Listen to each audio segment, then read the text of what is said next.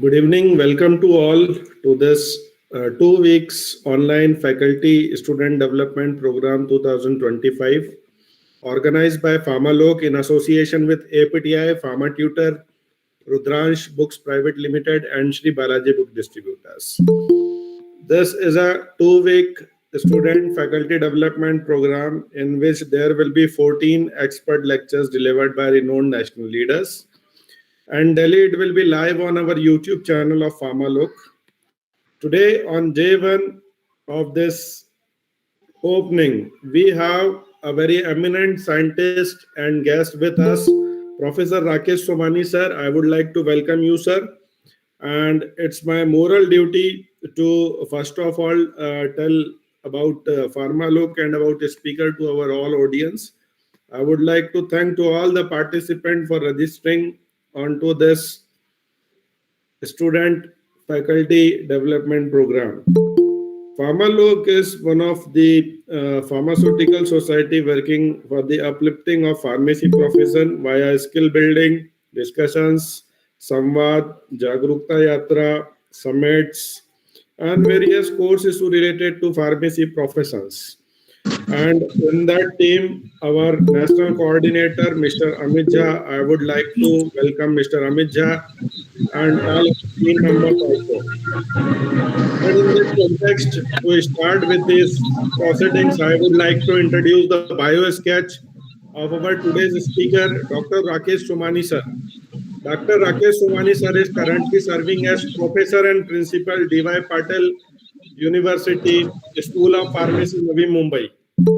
Dr. Rakesh Somani is currently serving as founding principal at D.Y. Patil, Navi Mumbai, where he has played a very vital role in serving academia research administration development.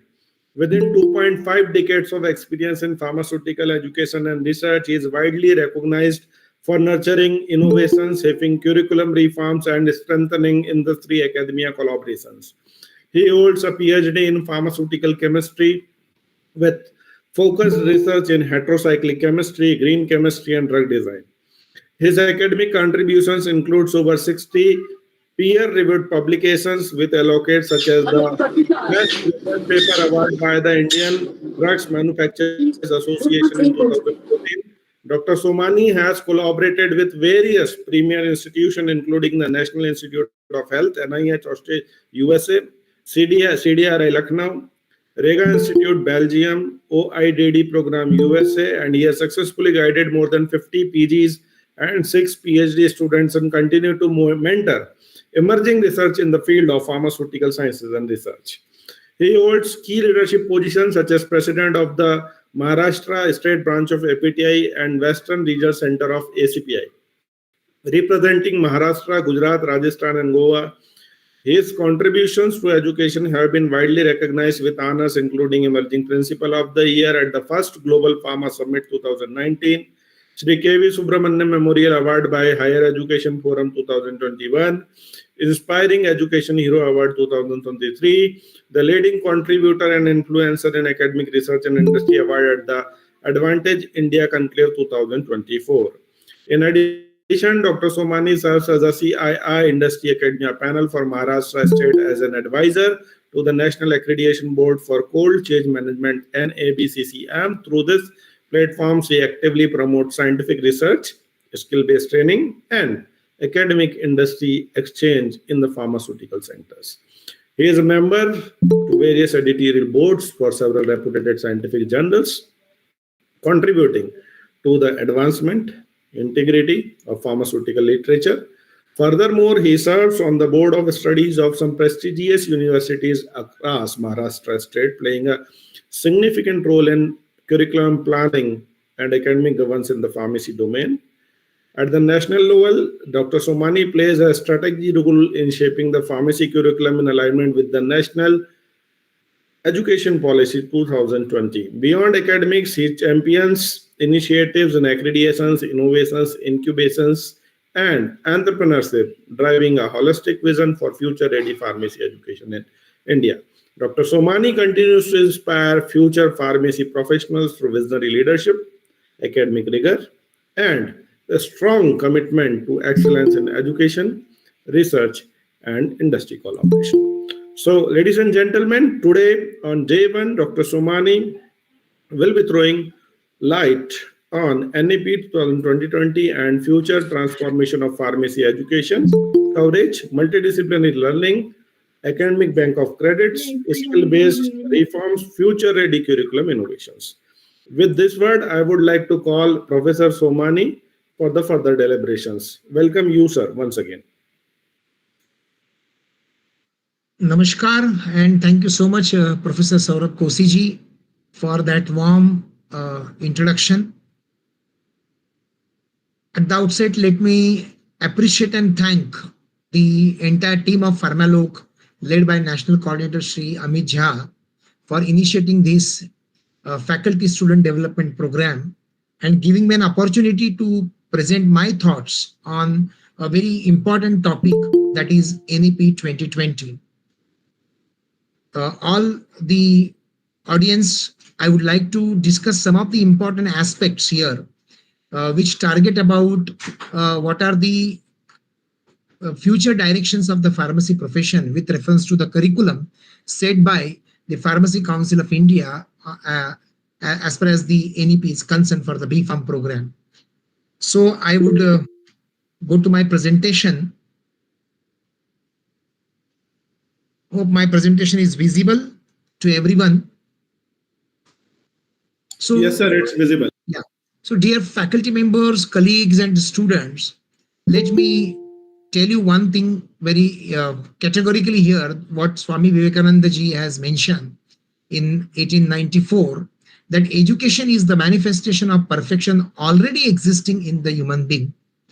So, education system has to carve out that perfection from the human being, and that's why it plays an important role in the overall development of the humanity in general, and the mankind, and importantly the entire world in particular. You will agree with me that the present world is a VUCA world. When we say VUCA, it is volatile, uncertain, complex, and ambiguous. And in this VUCA world, the entire knowledge landscape is changing drastically. Whatever is new today will become old tomorrow. So the technology is changing, the entire systems are changing. More importantly, we are moving into the Industrial Revolution 5.0, where everything is becoming digitized. Artificial intelligence, machine learning, big data is taking each and every space, literally each and every space. And that's why the entire employment landscape is also changing.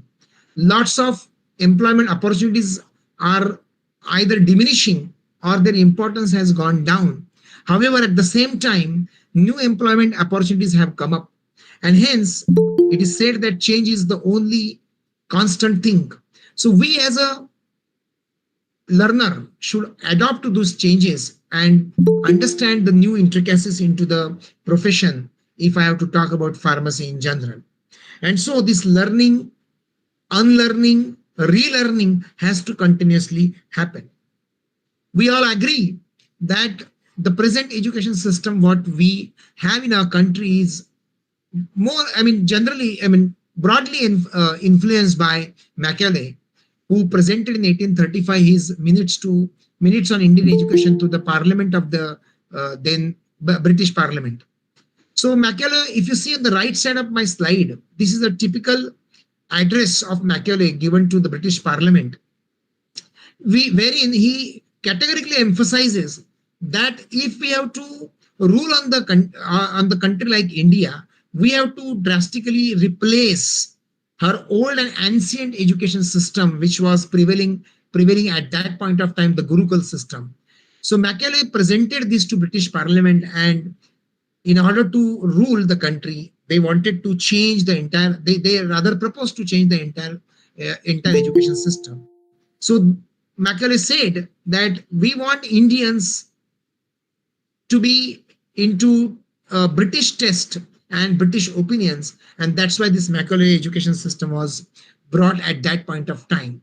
Slowly and steadily after independence, lots of efforts were taken to change the education system fitting or suitable to our nationalistic thoughts or to the Indian ethos particularly.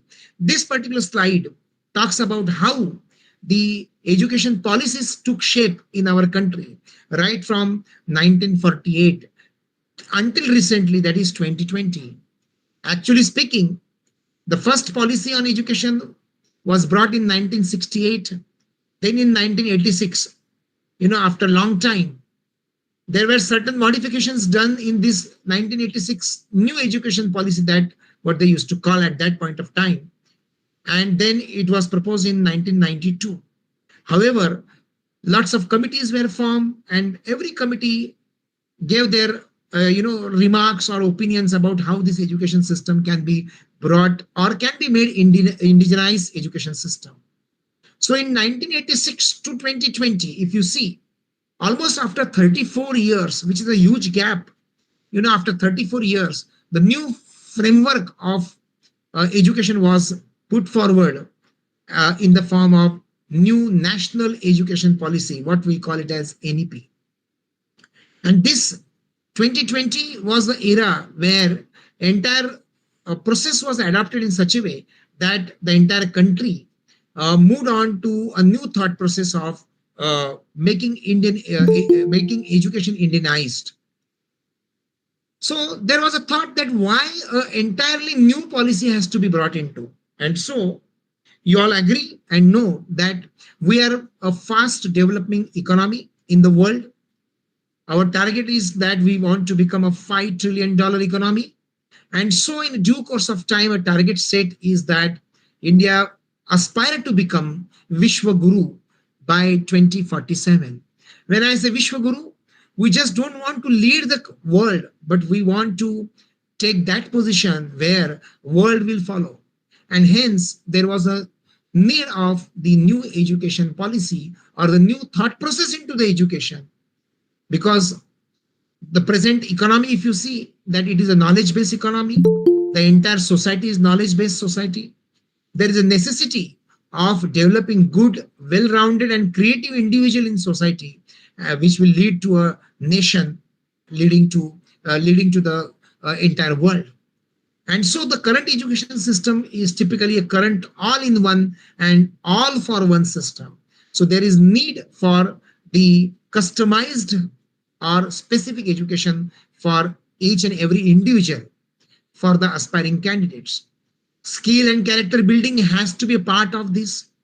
Otherwise, if you only become the well-educated and if not well-cultured, then destruction we have seen. Knowledge creation, innovation should become a part of the education system. Multidisciplinary, highly skilled workforce should be a part of the education. And hence, if we want to have this Vikasit Bharat as a vibrant, socially engaged, there is need for the new education system. And that was an idea behind bringing up this new education policy.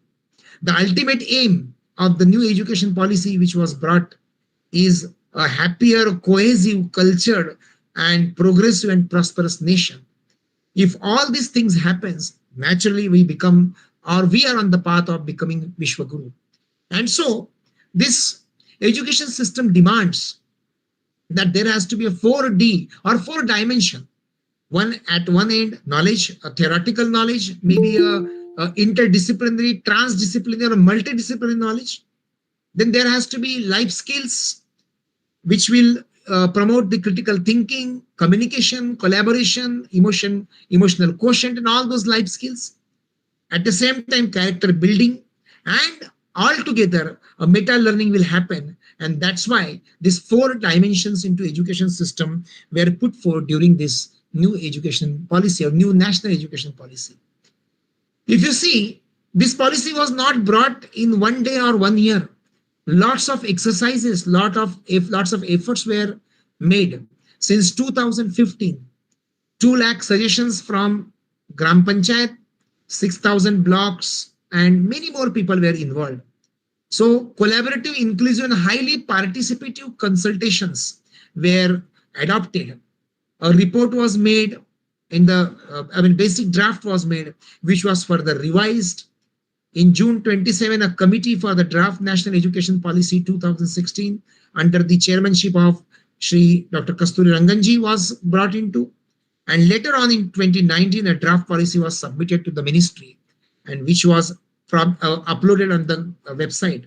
And later, after the public opinion, it was announced by the Honorable Prime Minister in 2020. So if you see, this policy is not a document of one person or a group of people, but it is collective reflection of the entire nation as a whole. And that's why this policy is very much inclusive policy. This policy talks about 5 pillars of NEP, or it revolves around the 5 pillars. That is education, which should be accessible to everyone. It should be equal to everyone. The quality education, there is Sustainable Development Goal SDG 4 of the United Nations, which talk about the quality and accessibility. So that accessibility and quality part was bring as one of the pillars of the new education policy. At the same time, there has to be an accountability and affordability. So these important 5 pillars of NEP were brought forth, and the entire structure of the NEP revolves around these 5 pillars. And so this policy is more holistic, flexible, and suitable to the 21st century needs. Because 21st century is a knowledge-driven economy. Not only that, but it is a economy, or it is a era of digitalization, and that's why the policy has to be accordingly more flexible, more accommodative. And these are the typical aims and objectives translated into the NEP 2020.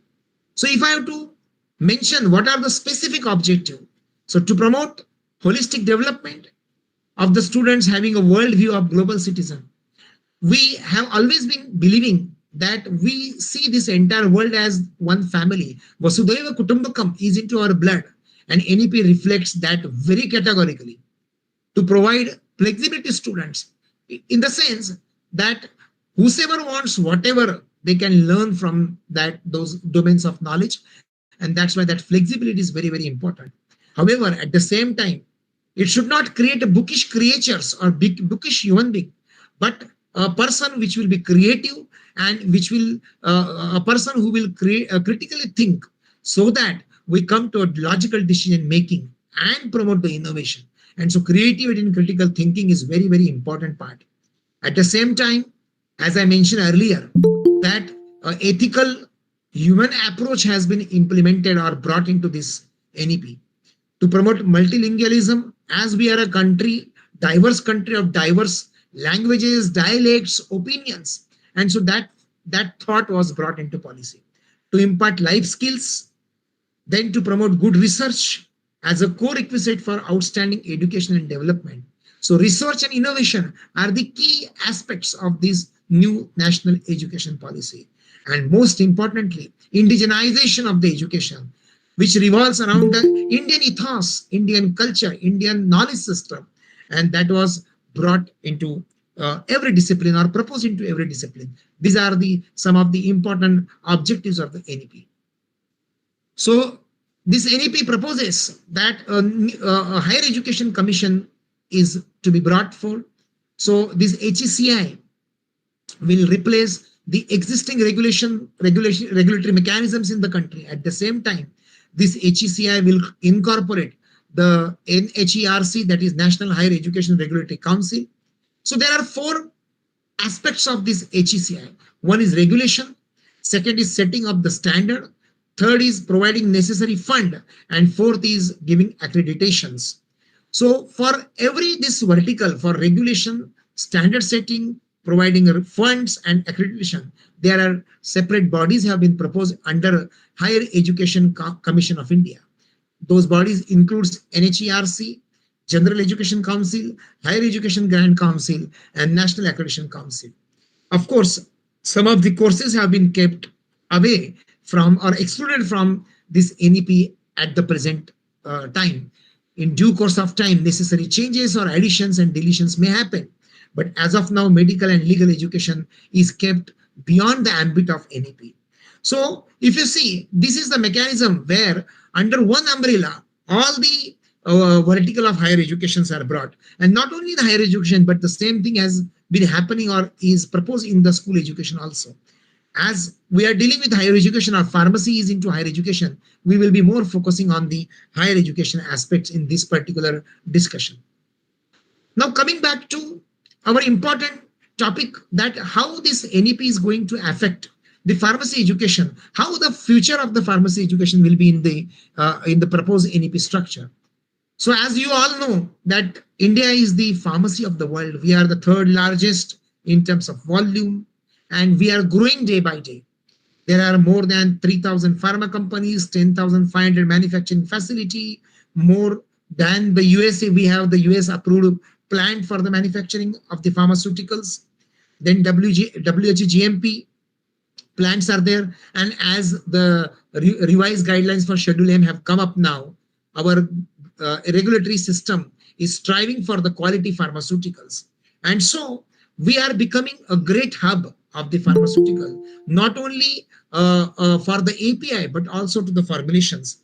And there are so many, more than 50 living generic pharma companies which have set up their plants into our country. And so if you see overall, by and large, the pharmaceutical field is expanding in our country. However, unnecessary manpower which will be required by this industry lacks into many aspects. So there are challenges in the present Indian pharmacy education. There are problems, there are lacunae. What are those lacunae? Some of those pointers are the present education or present curriculums are indistinct and unspecialized coursework. It is for everyone. I mean, one fit for everyone. Inability to attract meritorious student into the course, that is another important lacuna. Still, we are not a preferred, though the situation is changing, but not a preferred choice for the many of the students. There are tight boundaries and less integration with other sciences. So that multidisciplinarity or that flexibility in the curriculum is not there. Over-regulation leading to restriction in imparting cross-disciplinary and interdisciplinary courses. So you don't have the scope to include those. And that's why we are not able to motivate our student to critically think and innovate in that direction. Lack of robust and uniform industrial support and training. Though we have industrial training as one of the mandatory part into our curriculum, but there is no cohesiveness between the pharmaceutical industry and the academic institution so that the appropriate industrial training is provided. Lack of sufficient research funding from government and private sector, particularly to pharma. No professional recognition to pharmacists. You will agree with me this fact that still that professional recognition in our country we are missing at the pharmacist level. And importantly, the new age courses are not included in the curriculum. And that's why the NEP is very, very important. The aspects of NEP is important into the curriculum. And so, as I mentioned, that due to these problems, all the typical provisions are there into NEP. What are those? That there is provision for research at the UG level, which will motivate, identify those students who have got research acumen at the UG level itself, so that at master's and PhD level, they can extend their research acumen and come out with good outcome of the research. Multidisciplinary courses have been provided into NEP. There is a academic bank of credit. It means you can park your credits into your bank, into your academic bank, and at appropriate point of time, you can encash those credits in terms of degree. Then provision for great collaboration with pharmaceutical industry has been proposed. Then in future, there will be integration. As of now, there is no integration proposed, but probably in future days to come, the integration with the bachelor and master is proposed. Then teachers training, pharmacy practice as a profession, and there are lot of expenditure has been reserved for the research in the basic document of NEP. So if you see, whatever problems I mentioned in the previous slide, those problems are by and large been addressed into NEP. Now, most importantly, how efficiently and effectively it is to be implemented, that will govern and that will decide that whether those problems are addressed at the ground level. So what are the coming to important aspect of the BPharm curriculum, which has been proposed by the Pharmacy Council of India? There are certain important salient features.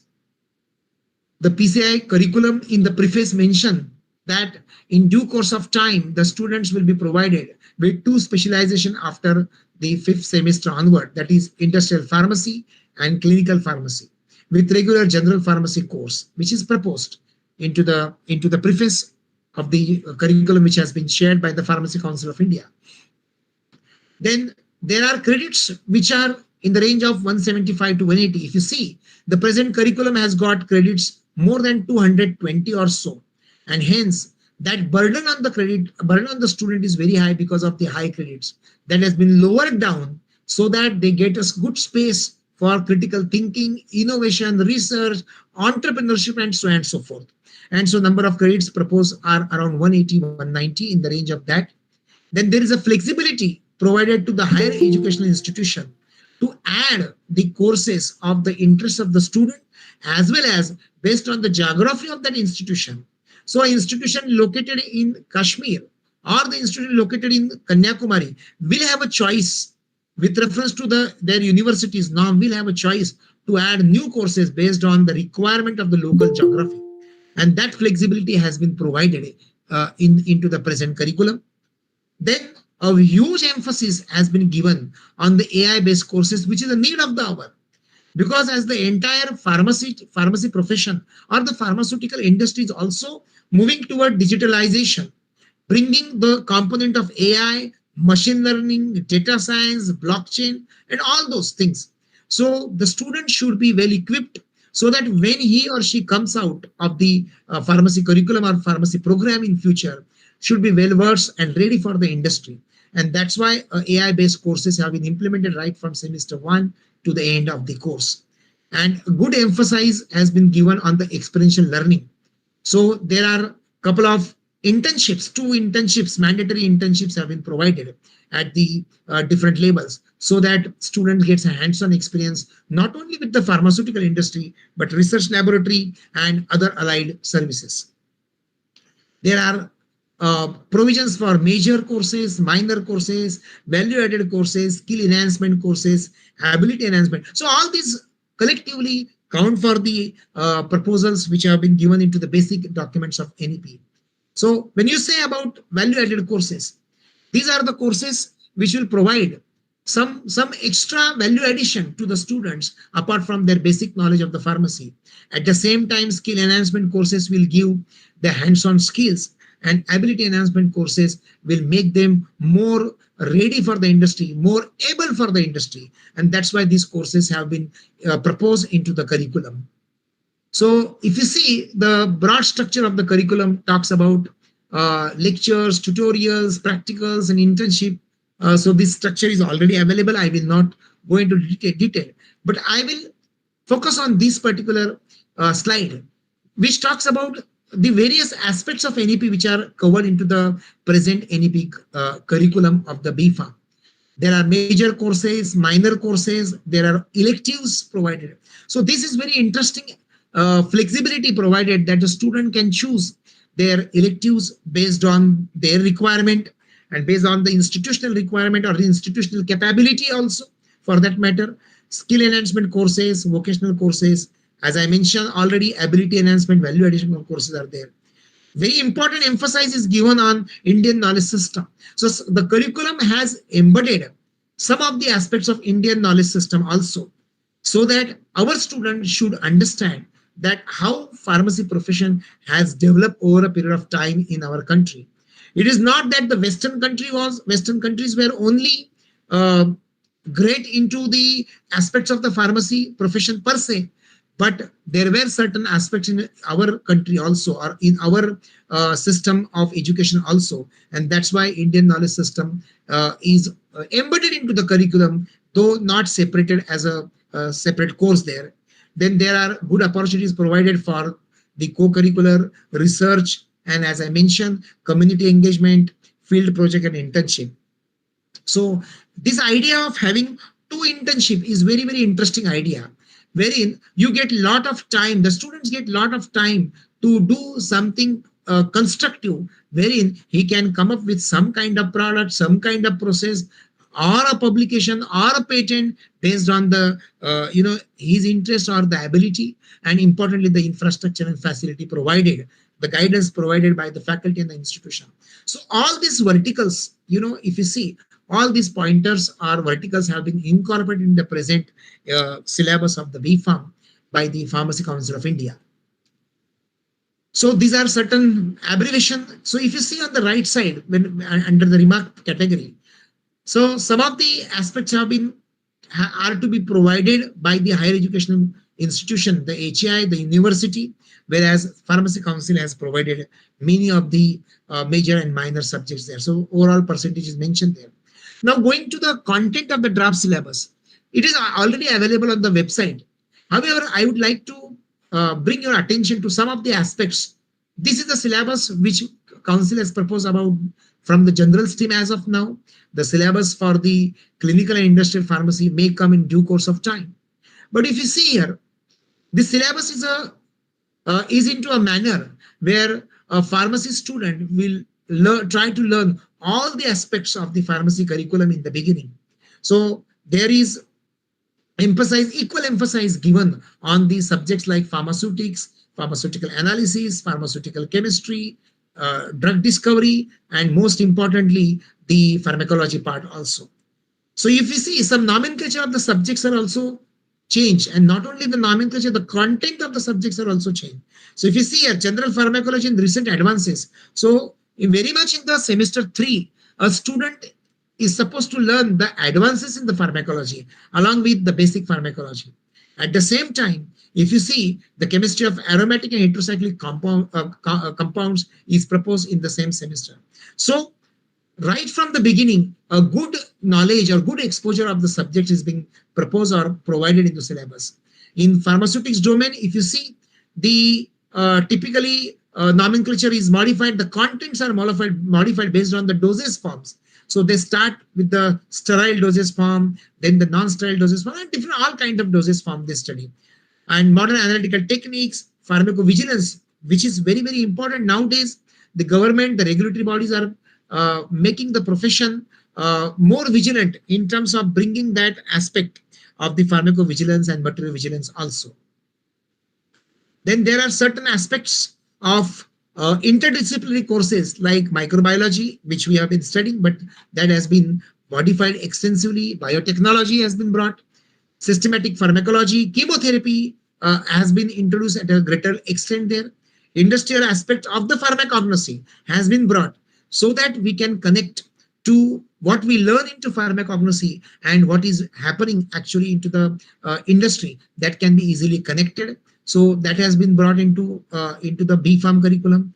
Then there are some electives, that flexibility in terms of minor has been provided to the higher education, which is highlighted into green, highlighted by the yellow color into this particular presentation.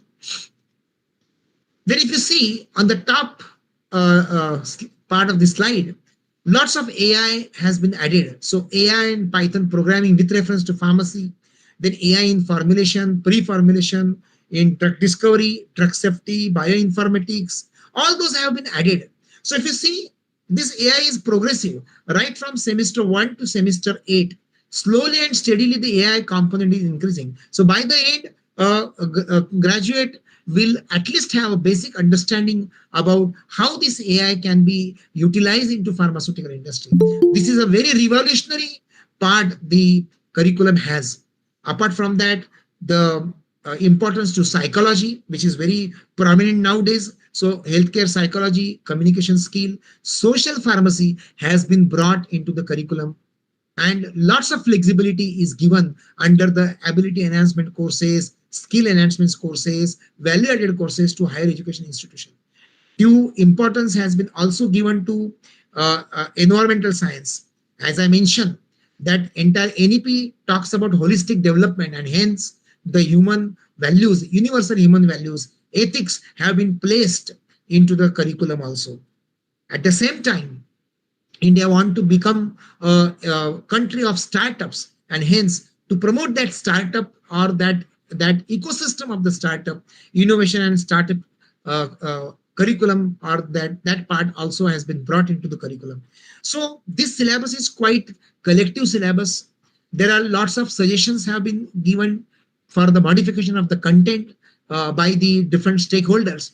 I hope in due course of time, these contents will be added and modifications will be done. But as of now, the syllabus is very, very forward looking. Now, if you see the internship, as I was mentioning, that mandatory internship at the two different level has been introduced. So this will give a good edge over to the students. Particularly, they will learn lots of skills which are necessary for the pharmaceutical industry to learn. And research project at the end of semester 7 and 8 will give them good amount of time, and so that the outcome will be very great out of it. And so syllabus talks about very inclusiveness and skill as a prominent aspect. As I was talking about multidisciplinary courses, various multidisciplinary courses have been proposed here. So if you see under the various different domains, for example, pharmaceutical chemistry, green chemistry, biosimilars, lots of companies, pharmaceutical companies in the country and the world are coming up with the biosimilar products. So biosimilar has been proposed as one of the electives under the domain of pharmaceutical chemistry. At the same time, medicinal chemistry has been also brought forward, not at the PG level, but at the UG level as one of the elective, which will have an advanced component of medicinal chemistry. Then drugstore business management will provide that necessity aspect of the management. Whereas industrial safety, which is also important part, in general, pharmacy students should know about the safety aspect, has been brought as an elective. Supply chain, we have all seen during COVID, the vaccine was supposed to be taken to a remote place, and supply chain played an important and very crucial role at that point of time. And hence, supply chain management, generally students used to study or are studying at the master's level, that has been brought as one of the electives at the undergraduate level. This is really a very forward-looking step taken by the Pharmacy Council of India. CGMP, these GMP guidelines are very, very important. Current GMP guideline has been a buzzword nowadays. So that has been proposed. Packaging, pharmaceutical automation. As I was talking about this automation, as we are moving into the industrial revolution 5.0, automation is very, very important. So at undergraduate level, so a student learning automation and actually practicing during his internship, into the industry, that goes hand in hand. And that's why the curriculum is aligned with this kind of electives as ability enhancement or skill enhancement courses. Then nutrition, diet, nutraceuticals, molecular pharmacology, lifestyle and holistic medicine. Nowadays, the entire Western world is looking towards India as a hub for the alternative medicine. So people are coming as a medical tourist in our country, and that kind of aspect has been also provided into curriculum to understand that aspect of the medical tourism in our country. So Ayurveda, cultivation of medicinal plants and career building into that area is also under the pharmacognosy domain, has been given enough importance into the present syllabus. So if you look after different subjects, you will realize that all these subjects are ability enhancement, skill enhancement, multidisciplinary, cross-disciplinary. And so that kind of flexibility has been, given. So higher education institution will have to very smartly select based on the need of their student and based on the geography or the location where they are located. And I think this syllabus will be a game changer into the days to come. So if you see here, all these kind of multidisciplinary courses in the domain of law, economics, medicine, forensic science, Ayurveda, computer engineering, statistics have been considered while designing the ability enhancement courses or elective courses. Sports medicine is getting a lot of importance nowadays. So that has also been proposed. Importantly, India is becoming a hub for the medical devices, or for that matter, medtech, what we call it as. And so that due importance or due recognition is also being given with the help of instrumental engineering into the syllabus. And so when I talk about this syllabus, I feel that some of the aspects which can more be added, maybe a higher educational institution can decide themselves, if not typically mentioned in the curriculum, but digital health technology, health informatics. So bioinformatics, chemoinformatics, that is there already. But health informatics, which is comprehensive one, that is very important. Health insurance, BCT, that is blockchain technology, 3D printing. It is a very buzzword, and not only buzzword. Nowadays, it has been practiced, drastically. So that is also can be added by the higher educational institution based on their geographical area. Pharmacoeconomics, data science, data analytics, etc. Supply chain I already spoken. So this kind of aspects can be very much incorporated into our curriculum. So if I go back to my slide, wherein I very categorically mention that the present syllabus, that the flexibility has to be provided. That is the objective NEP. Creativity and critical thinking comes from those courses on the innovation and the entrepreneurship. Also, ethics and human and constitutional values come from the CP course. So all these 8 objectives of NEP have been some or the other way addressed into the present curriculum. And when you look into this, Industrial Revolution 4.5.0 will certainly align with this. And I'm sure that the pharmacy graduate coming out in future who is going to learn this curriculum will be not only industry ready, but a holistic pharmacist, which will be available to cater to the need of the world. We are not only talking about the need of the country, but we are talking about the need of the world, because ultimately pharmacy profession is catering to the requirement of the health of the entire world. And hence, if I have to talk about the this proposed syllabus, this proposed syllabus is forward looking. It is very much relevant to industry. It cater to multi, cross and interdisciplinary needs of the hour. It is multifaceted. It is very much flexible to adopt a lot of new things, as I mentioned, skill focused with the help of different aspects provided in the syllabus. It is inclusive, and hence it is making pharma graduate ready for the world. So in the era of this liberalization, privatization and globalization, we want to look towards world pharmacy, not only the Indian pharmacy, but the world pharmacy. And that's why this curriculum give that flexibility. I'm sure in due course of time, when the specialized curriculum for the industrial pharmacy as well as clinical pharmacy will come, we'll have a clear-cut separation into a pharmacy profession, where a pharmacist ready for the industrial requirement and a pharmacist ready for the clinical requirement will come out, which will create a new pharmacy generation, which will talk about not only the industrial aspect, but also the healthcare. I mean, play an important role into healthcare system as a clinical pharmacist, or for that matter, as a hospital pharmacist. So, my dear fellow colleagues, friends, I stop here with this quote that this pharmacy profession is going to change. Let us be part of that. Let us adopt those changes into our regular curriculum and regular practice, so that certainly a day is not far when an Indian pharmacy student will be ready for the global requirement and will be accepted widely in the entire world.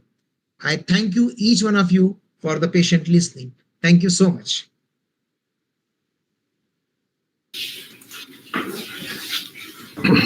Thank you.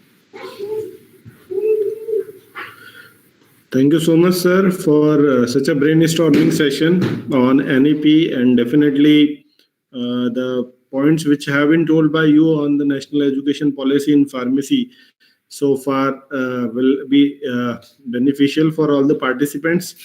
And now the session is open for any queries. So if you guys have any queries, can write in the chat box so that I can ask to Somani sir.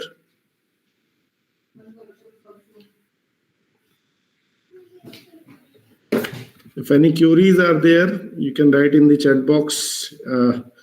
Meanwhile, I am only looking after the chat box, so I am looking only the appreciation messages, like very valuable session, sir, very knowledgeable session, sir. It's really very knowledgeable and interesting session. Thank you so much, sir. Very informative and eye-opening session so far. So, sir, still now, no such questions are there in the chat box. So, sir, wonderful. Somebody has raised the hand. Yeah.